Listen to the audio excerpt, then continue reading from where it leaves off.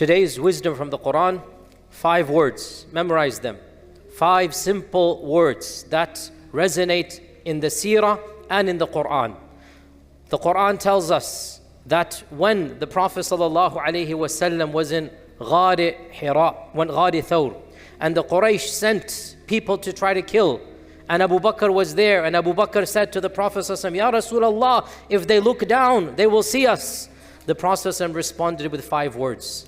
5 words. La tahzan, inna Allah ma'ana.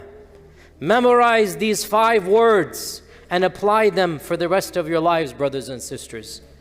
Memorize these 5 words from the seerah, from the sunnah, from the Quran. La tahzan, inna Allah ma'ana.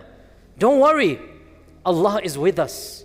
Don't worry, Allah is with us. Why are you scared? What are you worried about? We have Allah subhanahu wa ta'ala. Next time a calamity strikes, next time we feel our debts, our financial losses piling up, next time an issue happens with a relationship, with a friendship, next time the politics of the office gets to you, next time any type of calamity seems to overwhelm you, tell your own soul, La tahzan, inna Allah ma'ana. Don't worry, Allah is with us. Tell your spouse, La tahzan, inna Allah ma'ana. Tell your friend, tell your colleague, tell your brother, tell the ummah, La tahzan, inna Allah ma'ana. What are you worried about when you have Allah subhanahu wa ta'ala? Look at this simple reality. Not only did the Prophet ﷺ himself feel no anxiety, not only was he in complete peace with his own heart, his level of confidence was so much that he could console Abu Bakr as-Siddiq. He could exude a level of tama'nina and a level of confidence that only comes from Iman. Subhanallah, there was no army to help Abu Bakr and the Prophet sallallahu alaihi wasallam. There was no superpower. The entire world was after him. The Quraysh were hunting him down. He didn't have a single ally on the face of this earth, but he had Allah subhanahu wa ta'ala. And with that Iman in Allah, tawakkul in Allah, ikhlas, belief, yaqeen, all of that, what did it translate into? What are you worried about? Allah is with us. This beautiful verse, it is in Surah At-Tawbah, verse 40. And today I will give you another 5 words, another phrase that another prophet mentioned. 5 words, the same concept. Our Prophet Muhammad sallallahu alaihi wasallam, that is Surah At-Tawbah, verse 40. And the same concept, but slightly different words. Our Prophet Musa alayhi salam, he is our prophet as well. Our Prophet Musa alayhi salam, Surah Ash-Shu'ara, verse 62. Shu'ara, verse 62. 5 words again. كلا إن معي ربي سيهدين. When Fir'aun was behind the people of Bani Israel and in front of them was the Red Sea, and the Bani Israel were peasants, they were farmers, they didn't have any weaponry, they didn't have horses, they didn't have manpower, and behind them was the largest empire on earth, the ancient Egyptian empire. They had the most militarily strong army on the face of the planet. In front of them is that ocean, in front of them is the Bahr, behind them is the army. And the people of Musa, the Bani Israel, they said, Inna la mudrakun. We're going to be caught and massacred. There's nothing we can do. They're going to catch us. But Musa alayhi salam, on the one hand is the Red Sea and behind him is Fir'aun. He says, Kalla, that's not going to happen. They're not going to catch us. We shall survive. How do I know this? Inna ma'iya rabbi sayahdeen. I have my Lord. My Lord will find a way out for me. The same concept, in the same type of situation, when the world has abandoned, when nobody is helping.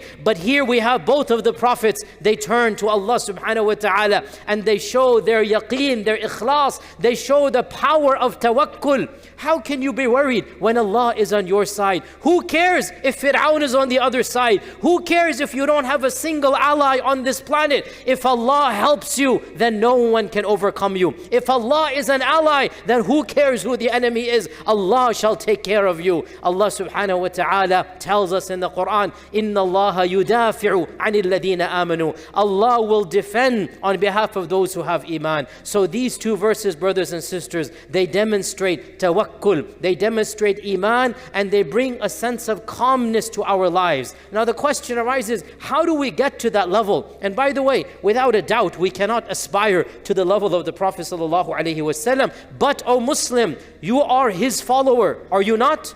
You are his follower. So what he did, you should also do. What he showed, the role model, what he showed the way, you must also follow. And so when he shows us that even in times when you are in the Ghar Thawr, when the whole world is against you, when you are literally in a cave all alone, even then you can have that level of confidence, izzah, that level of sheer iman in Allah subhanahu wa ta'ala. Me and you cannot get to that level, but we should try to get to that partial level. We should try to be infinitesimally 1%, 2%, however much, we should try to be inspired by that reality. So how do we do this? How do we get to that level? Number of points. First and foremost, studying Allah's names and attributes. Knowing Allah is Al-Qawi, Al-Aziz, Al-Sami', Al-Jabbar, Al-Mutakabbir. Knowing Allah subhanahu wa ta'ala and His names and His asma and His sifat will bring about a level of confidence, a level of mahabba in Allah subhanahu wa ta'ala. So studying who Allah is, this is of the ways to develop that level of ta'alluq with Allah subhanahu wa ta'ala. Number two, worshipping Allah at times of ease. I repeat, worshipping Allah at times of ease.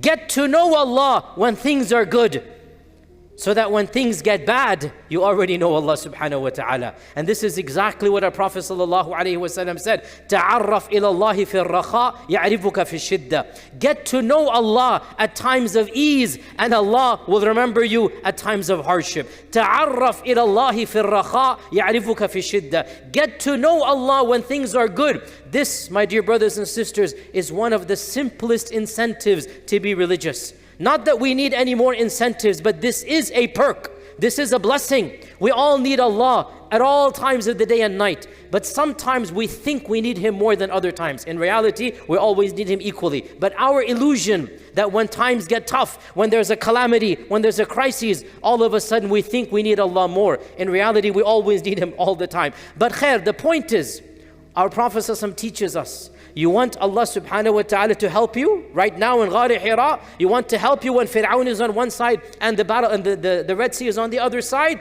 Well then, have you had a consistent relationship with Allah throughout the year, such that the day you really call out to Him, you're not rediscovering Allah, you're not forming a new relationship. No, be consistent in your worship, be consistent in your ta'alluq with Allah. And when you have that consistency, then when the world is taken away, your heart is still the same.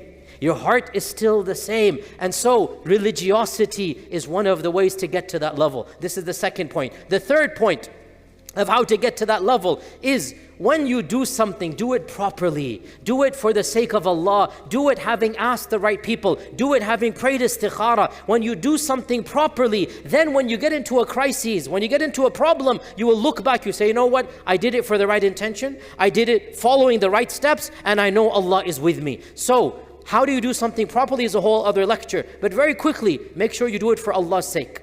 And make sure you ask the right people. This is called istishara. And make sure you pray salat al-istikhara. These are three simple things: ikhlas, istikhara, istishara. You undertake any major decision. Then you find yourself in the middle of a crisis. You go back, you say, you know what? I did this for the sake of Allah. Allah will not abandon me. I did this with the right intention. Allah's going to bless me in this effort. If you follow the right protocol, then when the going gets tough, you can turn to Allah and say, Ya Allah, you know I am here because I put my trust in you, and I put my trust in you. You will get me out of this situation. The final point, because of time, of the ways we show that true tawakkul in Allah is through the power of dua, making dua to Allah subhanahu wa ta'ala, calling out to Allah at our times of need. This is of the most powerful mechanisms that we demonstrate Allah is Al-Qawi, Allah is Al-Sami', Allah is Al-Basir, Allah is Al-Hayy. By making dua, we demonstrate our iman. Oh Allah, I know you're there, I know you're listening, I know you shall shall respond. I know you have the power to respond. And all of these are ways we will manifest our tawakkul and dua, our iman in Allah subhanahu wa ta'ala. To conclude, Kalla inna ma'ya rabbi sayahdeen. No, I'm not going to be destroyed. My Lord will find a way out for me. And our Prophet ﷺ said, La tahzan, inna Allaha ma'ana.